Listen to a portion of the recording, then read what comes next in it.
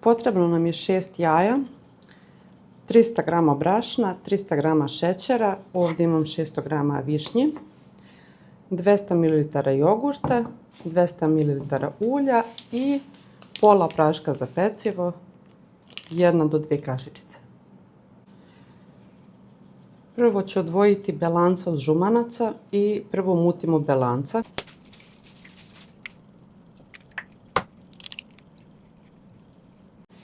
Znači prvo mutimo belanca uz postepeno dodavanje šećera.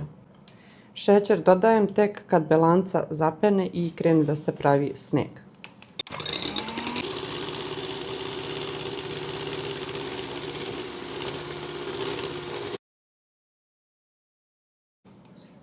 Dodajemo još šećera i nastavljamo sa mućenjem. U mućena belanca dodajemo žumance. Sve zajedno polako sjedinimo.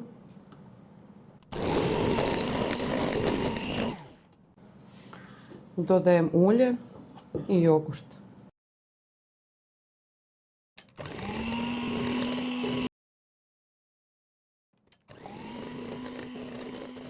Ovdje imam pripremljeno prosijano brašno i u njega stavljam prašak za pecivo. Prašak za pecivo sjedinjen sa brašnom sipamo u ovu smesu.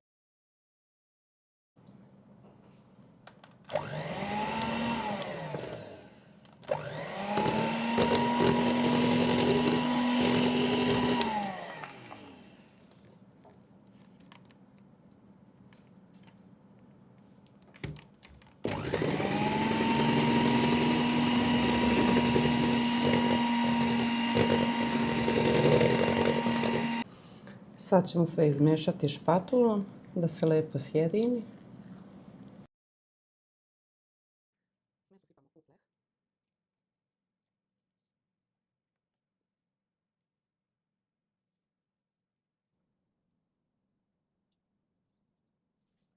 I sad po površini ređam višnje. Rernu sam zagrijala na 200 i peći ću na 200, a kasnije ću smanjiti na 180.